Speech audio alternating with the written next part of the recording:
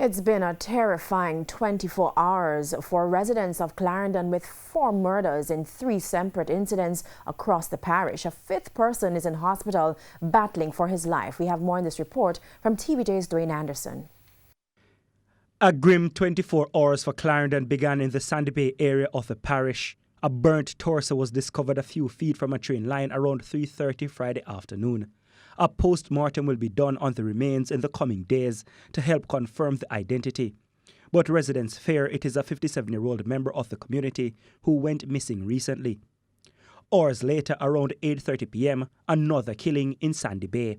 3 men were shot by gunmen, 2 of them fatally. The men were attacked at a bar. The deceased are 74-year-old Vincent Johnson and 54-year-old Alfredo Jones.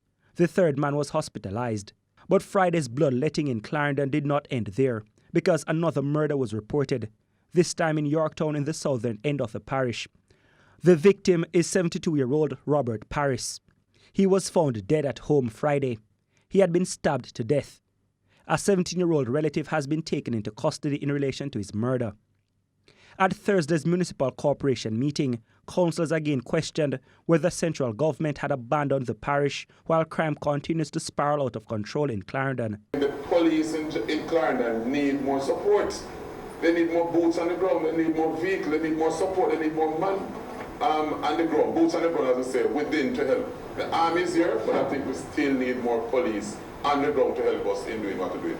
Councillor for the Hayes Division, Cian Barneswell, also urged business persons in the parish to use their financial muscle to help in the crime fight. The Clarendon Chamber of Commerce, in terms of encouraging them to get on board with this Jamaica Eye program, which has been implemented by the government, and also the installation of additional security cameras around the town of Maple, in the busy areas where you do business.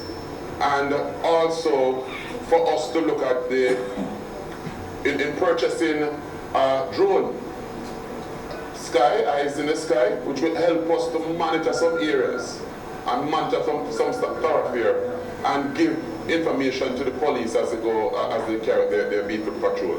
Dwayne Anderson, TVJ News.